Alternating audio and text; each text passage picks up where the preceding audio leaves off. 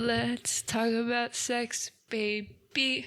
Let's talk about you and me. Let's talk about all the good things and the bad things that may be. Let's talk about sex. Oh. Let's talk about sex. All through the night. I'll make love to you. I like we're just singing the Pitch Perfect mashup. Hey everyone. We're just in a silly goofy mood today.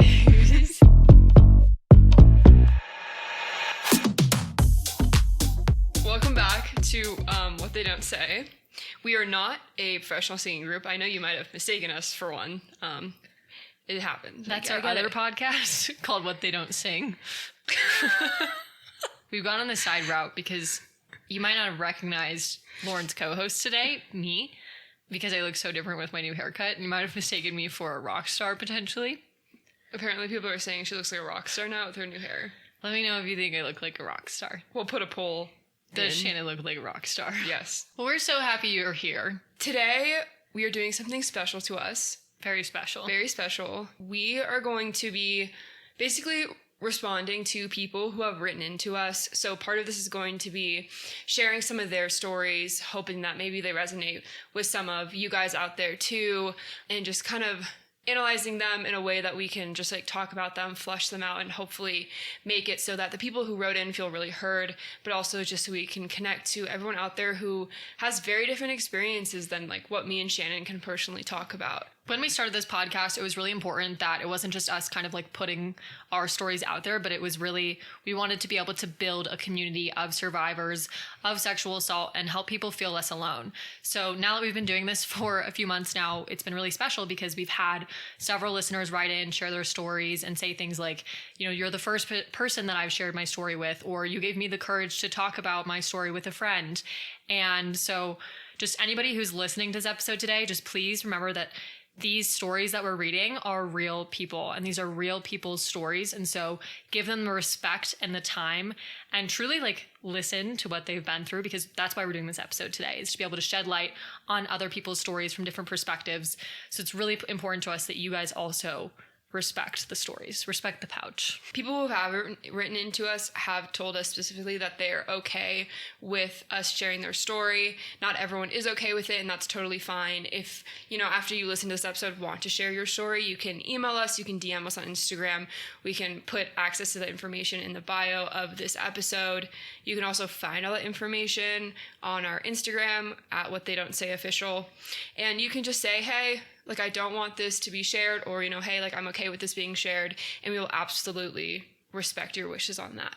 So with that, let's dive right in. We are going to be sharing two stories today, both very different, hoping that, you know, we can connect with maybe some audience members out there who have maybe gone through something similar. As Lauren mentioned, we'll be sharing two stories from two different people, but we're also going to be talking about a question that someone had written into us. Let's get into it. Okay, so our first story is from someone named Katie. So Katie, thank you so much for having the courage to write in your story and just like get it all down on paper. I know that can be like really scary to do. Kudos to you. That's awesome. You're awesome. We love you. I'm going to be sharing just parts of the story. I'm not going to be sharing all of it. It's important to note that this assault was a medical professional assault. This is the type of story that we really don't hear as a, you know, a quote unquote typical sexual assault story, which makes it even more important to be talking about. During this time, Katie was 17 and 18. There's multiple instances that are going on here, but she was also a dancer. And in the dancing community, there's a lot of toxic culture, right? You have, you know, the body image issues and you're not eating enough and things like that. And so it can be really common to have certain medical issues. In this case, Katie was experiencing not having her period, which if you have ever been an extreme athlete, this happens a lot. Mm-hmm. I don't know if you've ever experienced that. Like when I was like playing really competitive soccer, like wasn't getting my period all that much, like things like that. And it just happens when like your body fat goes below a certain percentage, which it doesn't even have to be caused by like any eating disorder. It can literally just be because you're young, you're working out so much, you're losing so much body fat, and you're losing more calories than you're gaining. Yeah. So it's very, very common. With that, that's just like kind of a precursor, and I'm going to dive into words that were written by Katie. So she says, I found this podcast roughly 2 months ago. At that time, I was in a situation where I was forced into starting to open up to my therapist about my sexual assault. I found your podcast when I was looking for people talking about their own experiences. It wasn't until 2 months ago when I started talking to my therapist about what I went through when I realized that what I went through was assault. My story is not what most people think of when they think of the definition of sexual assault, which is why I really want to share my story. I felt and still feel alone. By sharing my story, I hope that someone else won't feel so alone in their experiences. When I was 17, my mother made an appointment with my pediatrician and forced me to go. I told my mother that I didn't want her in the room, but she wouldn't leave. When the doctor came into the room and started asking me questions, my mother didn't let me answer any of the questions, and she answered all of them for me, regardless of whether she knew what the correct answer was. Eventually, after she got through all the questions and the main physical part of the appointment, she asked my mother to step out and go to sit in the waiting room. After she watched my mother walk down the hall, she closed the door and asked if I could be pregnant. I wasn't sexually active, so the answer was no. She didn't say anything for a few seconds. At that point, she stood up and put on some gloves. She walked over to me and said, I need you to take your underwear off. I just looked at her terrified, and I told her that I didn't want to do that. She then threatened me with going to my mother from the waiting room so that I would listen. I once again said that I didn't want to take my underwear off. She threatened me again. At that point, I was so scared that I just did what she told me to do. At that time, I didn't know what she was doing because she wasn't explaining anything to me. Now I know that she was doing a pelvic exam without my consent. She said she couldn't feel anything wrong with me, which is where the next part of the story comes in. I was then sent for blood work to test my hormones. Nothing came back that was out of the ordinary. At that point, I had just turned 18, so I'm an adult, and I was sent for an ultrasound, which I also didn't really want, but I assumed that it would just be an abdominal ultrasound, which ended up not being the case. I got back to the room, and the ultrasound tech told me to undress from the waist down. I just stared at her, and I said, "What?" She repeated what she said, and I said that I didn't want to do that. I was once again threatened with getting my mother because I was an uncooperative patient. I gave in. I was then given a pelvic ultrasound, aka transvaginal ultrasound. I hadn't been explained anything. I felt completely violated and lost, but I assumed that it was all in my best interest. Like this thing that I didn't want to happen, and I still said no to, but it still happened. But I was being told that everyone around me said that this was 100% necessary. The results came back with nothing abnormal, so I was forced to do another ultrasound. The same thing happened the second time I went. I was forced to do a speculum exam, which I said no to, and was ignored once again. I wasn't explained anything, and all I felt was pain. I said that it hurt, and I was ignored. Fast forward, all this had left me completely traumatized. It wasn't until January 2023 that I started seeing a primary care physician. I had been in therapy for 10 months at that point. My therapist highly suggested I see someone to start medication for anxiety and depression. I wasn't able to function at the level in which I was suffering. I only agreed to go because my therapist recommended I go to her doctor. I gave her a chance, and it was hard, but I had now been seeing my doctor for over a year. It took a while for me to trust my doctor, but I eventually learned that a good medical professional listens to you. I found medications that work for me. I can function as a person in society. I've been working with a gynecologist for a couple months now, working towards being able to have a pap smear done.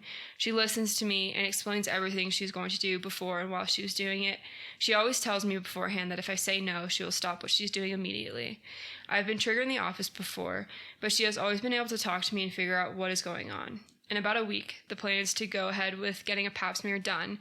It took until I was in therapy talking about what happened to me to realize that I was assaulted. I hope my story can help other people who may have been in similar situations. So, yeah, first off, Katie, thank you so much for sharing all this information. Mm-hmm. Like I said before, it is really courageous because, it can really fucking suck to talk about, to write about. Like, it really, really can. So thank you so much. The first kind of thing here that is important to talk about is it took you going to therapy to really realize what had happened to you. And I think that's a super common thing for a lot of survivors of sexual assault. But I think in this case, it's even more interesting because you went through a type of sexual assault that is never talked about. Mm-hmm. And is not something that is even taught in education, right? Like we get bystander training in colleges or whatever, and they talk about drinking at a party or things like that. But there are so many different forms of sexual assault that just go completely ignored. And so when you create that idea of what it is in your head and then you get violated by a medical professional, you think, oh, well, maybe that was an assault. I don't know what it was. I feel violated, but like, I don't know what it was because that's not what I learned was sexual assault while I was in school or whatever. And not to mention that people such as doctors and therapists and any like licensed medical professional, those are the last people that you would expect to do something like this because they at least have a basic understanding of the body, you know, if not a really big understanding of it. They have a basic understanding of like psychology.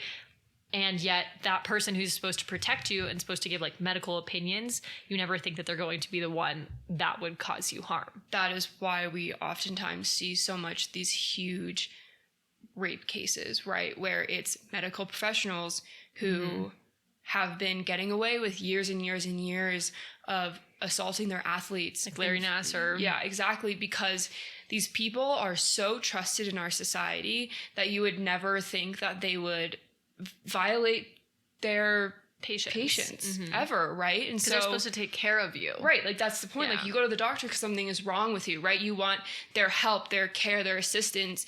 That is what you expect when you walk into a doctor's room, right? Like that is what you should be getting. And so then when something like this happens, that's confusing. You're like, well, they're supposed to be helping me, so this must be in my best interest. Like, yeah, like I don't feel good. Like this is not okay with me, but maybe they know something that I don't know, or maybe they just know that this is the only thing that's going to help me.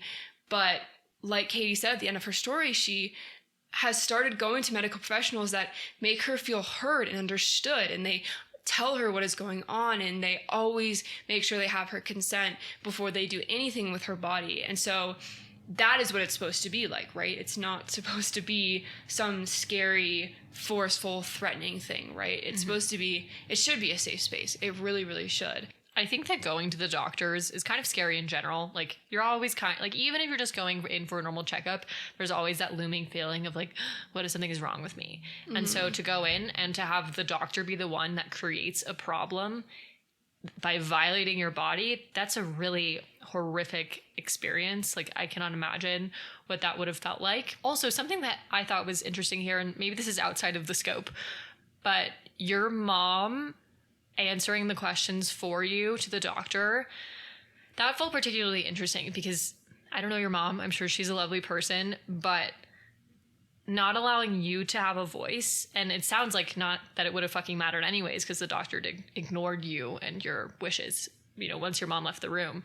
But your mom responding to the questions, even with those being incorrect, like her responses being not correct, that feels like an interesting taking away of power as well. Something that I think happens fairly frequently, but once again, isn't really talked about. Along with that, you know, you had mentioned that now you're working up to getting a pap smear. And for those of you that don't know what a pap smear is because you haven't gotten one yet, maybe you're a man or maybe you just aren't really aware of this. So the pap smear is like, it's a cervical screening, and, you know, it's for your medical health. What am I saying? It's for your health. You know, you're not supposed to really, like, you don't usually get a pap smear until I think you're 21. And it can be a really traumatizing thing, either for someone who has experienced sexual violence, or if you've like had a rape kit and then you're going back in for a pap smear at one point. Because like for me, you know, when I had my rape kit done, they used a speculum. They swabbed my cervix. They did all of that. And so now you have this pap smear thing that's not only is it regularly uncomfortable, but it becomes increasingly more uncomfortable if you've been violated in that area or if you have ties to, you know, getting a rape kit done. And it can just be an incredibly traumatizing experience. So I'm really proud of you for having that pap smear on the calendar. I hope that it goes smoothly.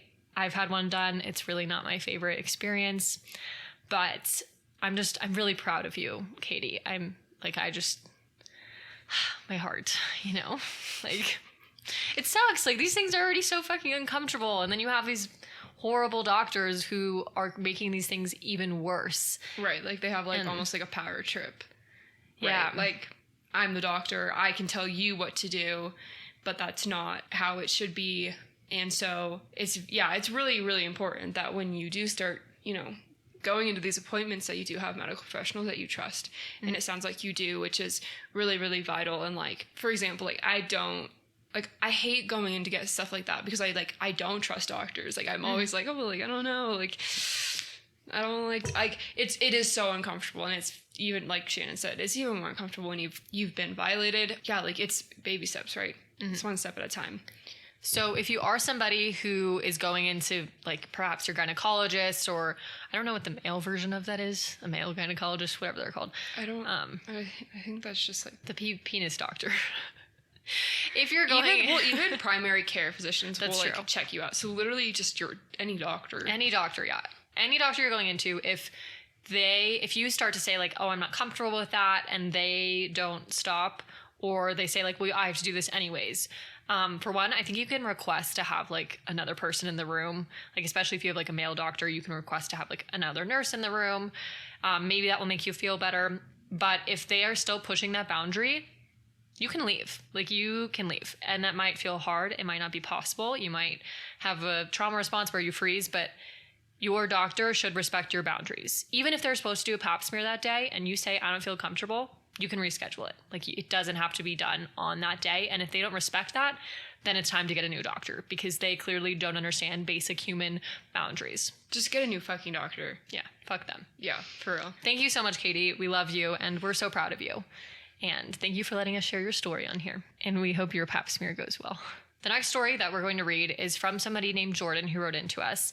And Jordan, I think, has a very interesting perspective, which you're going to hear about in a minute, but specifically because she's going to talk about how some survivors and victims kind of recreate their experience after they've been assaulted to sort of shift the narrative. Mm-hmm. So Jordan writes in. She says, it was my second year in college, and I was looking forward to going to one of my favorite bars with my friends. I had recently broken up with my boyfriend of 4 years several months earlier and was new to drinking in college.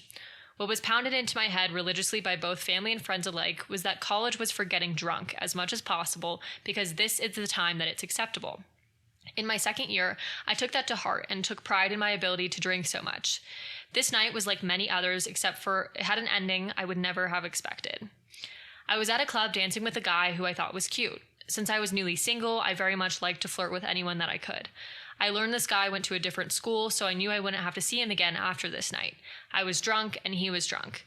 I wanted to go back to the dorms, but my friends and roommates weren't done having their fun for the night yet. I asked him to walk me back to my dorm, thinking it would be worse to walk home alone than to have a near stranger who seemed great walk me back. When we were walking, he was touching me in ways I knew I didn't like or feel comfortable with, but was just focused on getting back home. When we got back to the dorm, he asked if he could come up to my room and keep me company until my friends returned. At this point, since I had been drinking, I'm not sure how he got up there. If I said yes or if I said no and he pleaded and I caved, either way, he was up there. Shortly after, we were sitting on my bed because there was nowhere else to sit in dorm rooms, and he forcefully pushed me down and started kissing me. At first, I didn't know what to do, but when he started peeling my clothes off and he entered me without warning, I knew this was not what I wanted. All I knew at that moment was that I wanted him to leave. I started telling him no and stop, but he just kept going. Eventually, he choked me. I felt threatened and I started pushing him off of me, trying to get his hands off my throat and yelling at him to stop. It felt like this went on for minutes when it was really just seconds. Time is a fickle thing that I wish slowed down for the best parts of life and not the worst ones. The next thing he said was, I thought you wanted this. Why would you invite me up here if you didn't want it? You're a bitch. You're leading me on. You can't lead a guy on. Invite him to your dorm and not fuck. I was speechless. Somehow, though, I found the words to say, you have to leave. While he was leaving, he kept yelling about how I was a bitch and how no man would ever like me if this is what I do. When the door slammed, I ran to lock it. I turned into a ball on my floor and sobbed. I didn't want to be alone, so I called my roommate, and she knew something was terribly wrong, as I was sobbing and could barely get the words out, but I knew what had happened was assault, even rape. As I got to telling the story to my roommate, the person I thought would be the one to support me in it all, the first person I called, said to me, well, why did you bring him up here? I was stunned. Even if I did want him there, I never would have wanted what had happened to occur. I then felt like maybe it was my fault. The next day, I went to lunch with another one of my friends. She bought us queso and was incredibly kind when hearing my story. Eventually, she asked me the question I knew would come. Do you want to go to the police? I didn't. I never wanted to see him again, and I wanted this thing to be done with. I never want to seem incapable or a victim, and that's how he made me feel. And hell, if he was going to do it for months longer if I had to go to the police. I also was working at the prosecutor's office in town. I knew my boss would have sent him to jail in a heartbeat if the case went that far, but that genuinely was not what I wanted. Instead, I talked about it to those two friends and didn't talk about it for almost 3 years. What people never told me is that whatever you suppress will come out sooner or later, and it's not going to be pretty. For years, I was totally fine. I went out and drank, went back to the bar, continued flirting, and started dating a new guy. I did tell him about my assault, but it was in a drunken conversation, something that would continue to happen for years to come. The first major time I had a panic attack was 2 years ago. I live in Chicago, and my friend and I went out. With her, I knew we were going to get drunk, as that's what we did. As the night progressed, I was nearly blacked out, and she went home, leaving me in a bar with a man. I felt like I wouldn't have gotten home safely by myself, so I went back to this guy's hotel. Immediately had a breakdown when we got there. I sobbed and couldn't breathe. This poor guy had no idea what was going on, but I just had a feeling to call my aunt. I don't remember much of the conversation, just that I had told her everything in great detail while sobbing. She was so scared that she almost drove to Chicago to make sure I wouldn't hurt myself. She got on the phone with the guy I came back with, and he miraculously got me back to my apartment in one piece. I woke up the next morning feeling worthless, shameful, and guilty. I wanted to throw my phone in Lake Michigan and move to another country. I knew that the catalyst was being left alone with a guy, drunk, and needing to get home, as that was the start of the night of my assault. I got a therapist, as I didn't know what else to do, and immediately regretted it. She asked me if she thought I drank too much, and she focused on my drinking instead of the traumatic event I was coming to her for. I adamantly told her no, but what I didn't tell her was weeks before this event, I did buy a book on being sober curious because I knew I didn't like the way I drank and thought a break was in order. That break came to a screeching halt that day when she asked me about my drinking, as I felt like I wasn't being heard. But deep down, I knew it was something I would have to deal with. From then on, and for a year and a half more, I would end up sobbing about my assault to my sister when we were supposed to be having a fun girls' trip in Florida. Another panic attack after I left my keys in a guy's apartment, after being left again by the same friend that left me in the bar before. ... We are no longer friends. And he came to my apartment to give them to me, came up the stairs and forced himself on me. Thankfully, I got him out quickly, but the second the door was closed, I had a panic attack. I would go home with men after drinking to somehow prove that I could control the whole thing. I learned that a lot of survivors try to recreate the events of their assault, whether they realize it or not, because they want to have control of the narrative, rationalize what happened, and rewrite their story. I've had flashbacks while sleeping with men, and I have to stop and start sobbing in the middle of sleeping with them as well randomly. All of these I thought weren't normal, and I felt like my own worst enemy. Drinking was a way to cope with it, another thing I didn't know. I just thought that I was drinking like everyone else, but instead I was just trying to numb the pain and keep the feeling and emotions suppressed. As I'm writing this, I have recently committed to being sober, knowing that I cannot heal without cutting drinking out of my life. Every bad event or embarrassing and shameful memory has stemmed from drinking. A lot of survivors have some kind of coping mechanism. It may not be as detrimental as drinking, but it can still be hurtful in the long run. Only a handful of people know my story, but if I am to take this next step in healing, I know I need to talk about not just my experience that night in college, but also the aftermath.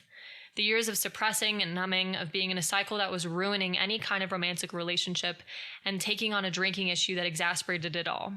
I hope that this isn't the last time I tell my story, even if it is to people I don't know. Sometimes it's easier to tell complete strangers your story than it is to close friends and family. Wow. I know. Just so many things. There's so many things to talk about here. And Jordan, go write a book. You're a great writer, truly. I'm angry. I'm angry for you. I'm angry with you. Like, there are just a lot of, unfortunately, almost like stereotypical things that happen, right? Mm-hmm. We're seeing the victim blaming, right away. From the guy calling you a bitch, saying that you're the problem when he was the one that just fucking raped you. Like, no, girls aren't going to want to be with a guy like him. What are you talking about? Like, there was that. And then just like your friend putting the blame on you because you brought him up into a room. Bringing a guy into your room does not give him consent to fuck you. Absolutely not. Lauren's getting fired up. And then you have like that sort of stereotypical thing of, because her friend, you know, shamed her for bringing a guy up to her room, or him following her up there, coercing her or whatever, then she was quiet about it for 3 years, you know? And then because it got so suppressed, it came out. Like I always say that, you know, your emotional bank account is like a cup. So if you have this 12-ounce cup, you can only hold 12 ounces of whatever liquid in this cup. And if you are never emptying it out, it will eventually overflow. And the cup is supposed to represent your emotional bank account. And the liquid being poured in is things that take an emotional toll on you, such as being assaulted. Mm-hmm. And so by pushing it down, it came out in the form of panic attacks and her continuing to drink a lot and sort of put herself in this same situation. Yeah. And panic attack. Oh, we already said panic attacks. Sorry. Panic attacks. Panic attacks. Panic attacks. Panic attacks. Nightmare. Oh my gosh, literally. And you know what when we like talk about like stereotypes, right? We're just talking about these things that happen so fucking much, but they shouldn't, right? Like you should never be blaming victims. I'm so Bless sorry. you. Thank you. You should never be blaming victims. There should never be any type, like it's just like that victim blaming, victim shaming. That's like so fucked up. But like it is also just so common for victims and survivors, whatever you want to say, to keep quiet, right? And like to just not talk about it ever. And like I did the same thing. Like it's just, it feels like there's going to be so much backlash on you if you speak up, and that's fucked, right? And that's not how it should be. That's not how it should ever be. But like the fact that you are here now and you are like owning your story and you are sharing it and you have the courage to do that shows so much healing and also so much power, right? Like the second you start to own your story, that is when you're starting to take your power back. And that is a very healthy thing to do. It's a very great way to like continue your healing process, right? And you know, when we talk about like that power, right, I think it is really common for survivors to put themselves into a lot of sexual situations after they've been assaulted because you want to get your power back, right? And like that might sound, for people who don't understand this stuff or don't talk about it, that might sound so like ironic. Like, oh, well, like if you've been assaulted, why would you want to have sex with a bunch of guys while you're drunk? And like that can even feel like this piece of judgment, right? But they don't understand. Like they don't understand what it's like to be assaulted, and they don't understand the feeling afterwards and the thing that you live with inside of you for so long. And so I'm really happy that you were able to take that time to understand that your reactions and the ways that you were coping were normal, right? And a lot of times we can be like, oh, well, like I must be so fucked up. There must be something so wrong with me because I'm doing all of these things. But it's like, no, like those reactions are normal. It was normal that you were putting yourself into similar situations because you wanted to almost rewrite your narrative, right? And it's really important that you have become so self-aware and you understand that, and you're trying to now move into a place of more positive coping mechanisms and healing. This whole thing of like recreating the scenario where you were sexually assaulted after you were assaulted is incredibly, incredibly common. There's a lot of studies that talk about how like people who've been sexually assaulted tend to partake and lean into sort of those like risque behaviors, and they call it like promiscuous behaviors. But fuck that word. Yeah. We're not calling it promiscuous. That's what the researchers said. But the reason is because you're kind of like attempting to put yourself back in that driver's seat, attempting to regain that control. And especially if you're somebody who like lived life on the straight and narrow and you got assaulted, it's one of those things of like, well, I was doing everything right and that didn't keep me safe. So I'm going to go the whole other way and try to gain control by not being on the straight and narrow. Something that I was thinking about, this has like, I don't know, this is purely just like an interesting thing interesting correlation. But a lot of times when people go and do EMDR therapy, every therapist kind of goes at it from a slightly different way. There's a ton of different approaches. But when you do EMDR therapy, a lot of times you will go through the event, the traumatic event that you experienced, and you will create a different outcome. So like if you were in a car accident, maybe you would replay that car accident like frame by frame as if it were a movie. But then during EMDR therapy, you would maybe speed up so that car doesn't hit you, or maybe you would slam on the brakes so that car doesn't hit you, and you're creating a different outcome. But the difference here is that EMDR therapy is with a licensed therapist. You're doing like eye rapid movement or, vibrating hand paddles to rewire those paths in your brain. But what you were doing, Jordan, is you were doing that in your normal life, just trying to create a different outcome. But that's not a safe environment because it's not controlled, right? The next thing is I often think that this can happen with the recreation of your experience or just like wanting to have sex with other people after being assaulted is you don't want them to win. Like it feels like if sex is ruined after you've been assaulted and violated, it feels like, fuck, like that person wins. Like they violated my body without my permission. And now they're also impacting my sex life now. Like sex is supposed to be a really great, fun, special, intimate, like it's supposed to be a good time. Like at the end of the day, like sex is supposed to be enjoyable. And now this person is ruining it past the window of you being assaulted.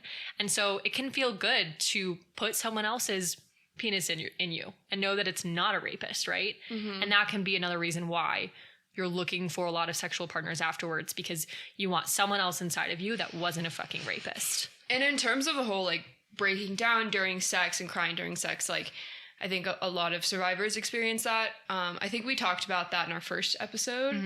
I'm sure we'll talk about it again because it is something that, you and I experience even however many years afterwards. I literally had one last week. Yeah.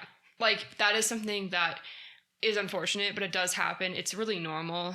And so just understand that if you do break down in the middle of sex, like you're not crazy. The first time it happened to me, I thought I was crazy. I was like, oh my God, like I am a hormonal mess. It's like, no. Like I'm experiencing something that has to do with the trauma that I went through. So if you do end up crying during sex, I just want to like have a little bit of reminder. There's a lot of reasons why you'll cry during sex after being assaulted, like a bajillion of them.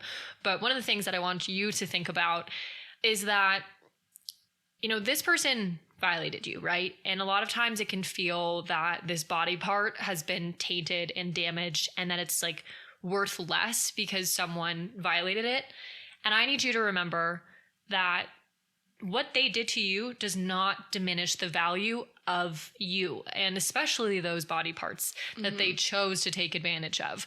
They do not diminish the value of you. That part of your body is still beautiful. It is still worthy of goodness. Like you are still beautiful and incredible and wonderful. And the value of all of that is not diminished at all by what someone took from you. So just as a little reminder. I love that. Next little thing that I want to touch on related to Jordan's story is the drinking. So major props to you, Jordan, for going sober. We're so proud of you.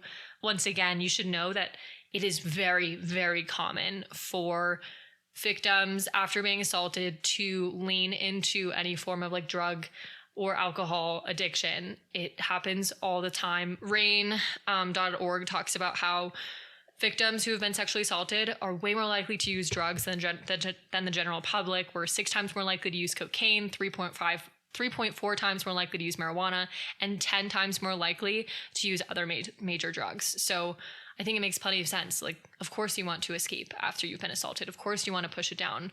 Drinking, makes all those certain hormones in your brain feel good. And so it makes sense that it's just like, if you're in life and life is feeling awful, of course you want to try to take that pain away. Yeah. We're just proud of you. We're just excited for you. And the last thing I would say to like everyone out there, if you go to bars with a friend and they leave you, they are not a good friend. So Jordan, thank God you are not friends with that person anymore. But just like as a rule of thumb, especially as a woman, absolutely. If you are going out, if you are going to a club, to a bar, to a restaurant, I don't give a fuck where you are. If you're going out and you're going to have like exposure and you're drinking and things like that, like don't leave your friends behind. Especially alone. Especially, that's yeah. Fucked. Like if you know that they're safe, they're with your other friends, that's one thing. Do not leave them alone. That is so fucked up. Like that is not okay. There's a reason why we've created like buddy systems. Like when me and Shannon go out together, we don't even let each other go to the bathroom alone. You know what I mean? Like don't leave your friends like that. That is so not cool. Like just as a rule of thumb, if your friends ever do that, tell them they're a bitch and stop being friends with them. Yeah. Seriously. And it can be really hard. Like we talked about this, I think, in our New Year's episode. It can be very hard, especially if especially if, you're talking to a guy and you want to go home with them, but you just came with your other single friend, but just you cannot leave them. Like that guy that you met at the bar, it's very unlikely that they're your husband. Maybe, but if they're your husband, then they won't care that then they won't care that you left. Mm-hmm. They'll be okay with waiting till the next day. Yeah. Or even honestly, like I don't know, this is definitely on like the girls. Like I'm putting this weight on girls going to bars with their friends, right? But if you're a guy and you want to go home with a girl and you notice that she's there with one other girlfriend, maybe say, hey, what if the three of us went and got snacks, like post-bar foods with the three of us? For one, very good move for the guy, okay? Shows that you are a respectful man, you care about other women. And two, all the ducklings are staying safe. Preach that to your friends. Yeah. Last little bit of time here. We are going to just answer a question that someone wrote in, and they were just kind of curious about how often we think about our assaults. I know we come on here and we talk about like all this different shit, and we talk about like certain aspects of our assault. We talk about a lot of the post stuff, mm-hmm. like relationships and all that fun shit. Yeah. And what they had said, they had sent us a DM and they just said like, hey, I'm just really curious, how often do you think about your assault? And they had said because they feel like they think about it a lot, and mm-hmm. it's been, I think, almost a year for them.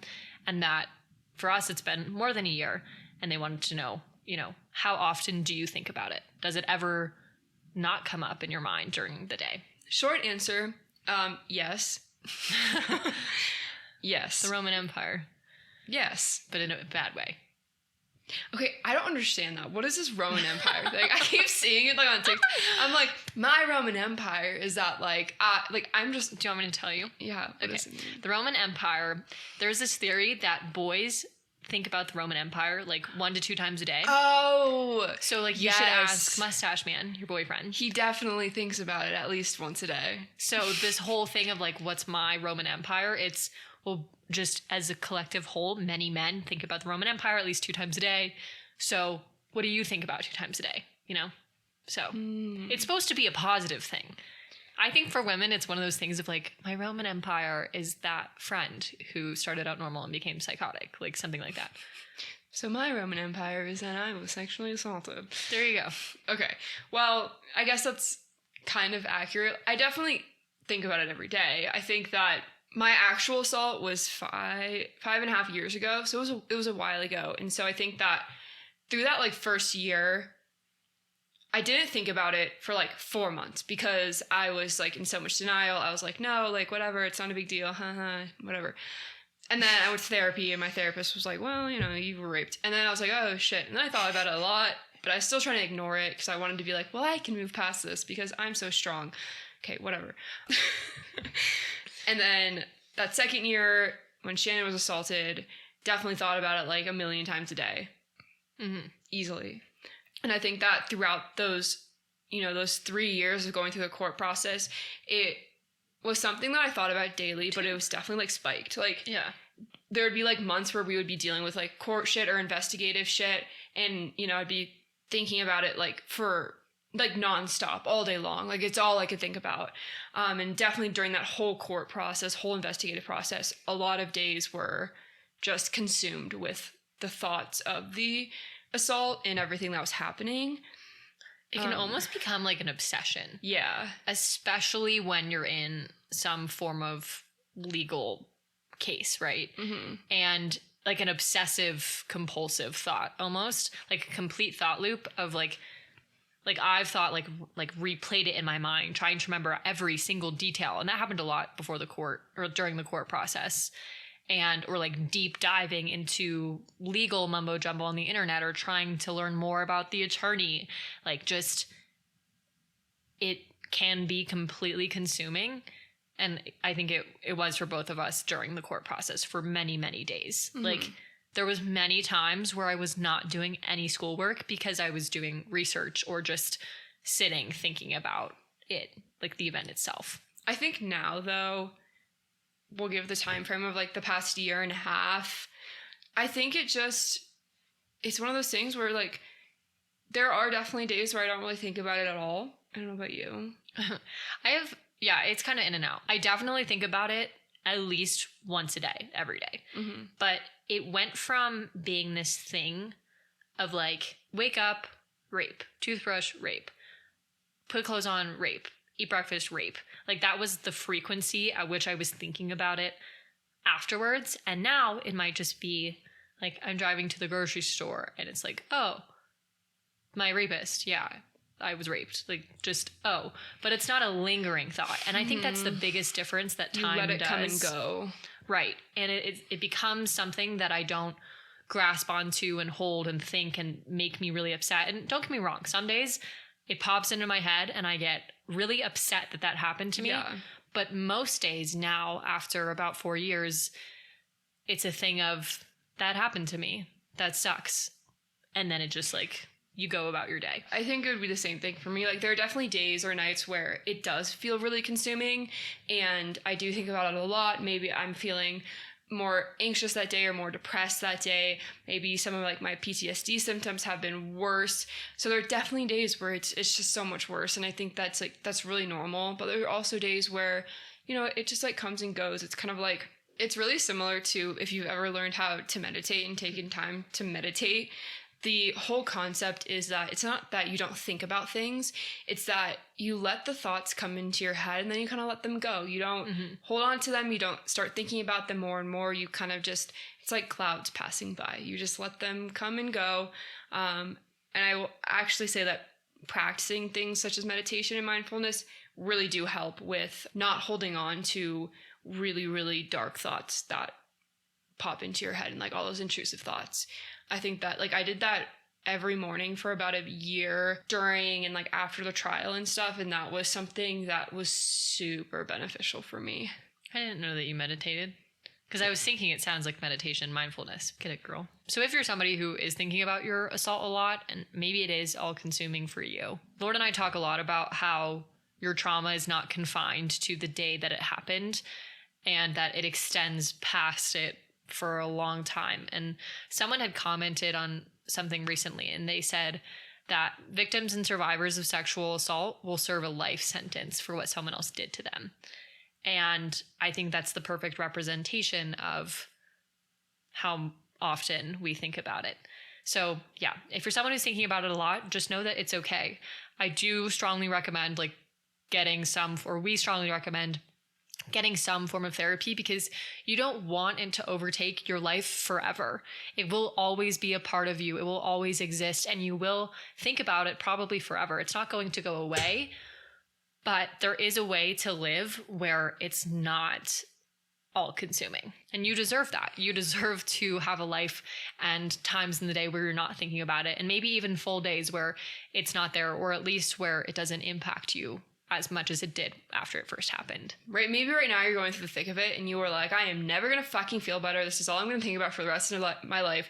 Trust me, we have been there. Like, there were days and days and days and days that turned into months and months and months and months where I was just in the darkest fucking place and I never thought that I'd get out of it. But you have to put in the time to heal. You have to want to get help. And those are really key, right? And once you start putting in that work, which is tiring, it sucks, it does, but you will start to see it pay off. And eventually you will go a day where you're like, holy shit, I didn't really think about the assault today. Big win. And then buy yourself a cupcake because you deserve it. Yes. For all of that healing you've been doing. Precisely. Thank you for everyone who has written into us and for all of you for letting us share your stories today. It is so, so special and sacred. And I just keep thinking of the word special. That's really all I can think of. It's so special that we get the privilege of sharing your story and getting to be your voice in a way. It's still your voice, but I guess we're just using ours to read it.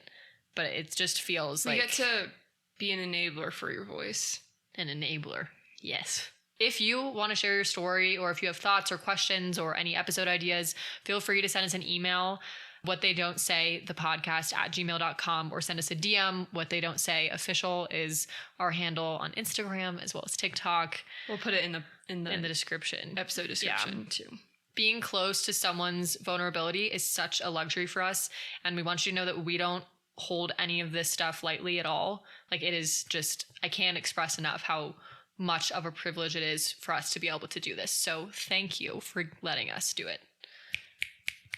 It is a privilege, and it's amazing to be able to connect with people in this way, because it can feel isolating and it can feel lonely, and we've all been there, and so we're stronger together. Strength in numbers, baby. Like, it sucks to say that there's a community, but because it happens so frequently, and because sexual assault is so common, it's kind of a beautiful thing that we can connect in a way. And we can make each other stronger. Mm-hmm. Yeah. Thank you guys so much. We love you. We'll catch you on the flip side. Cheers. Cheers.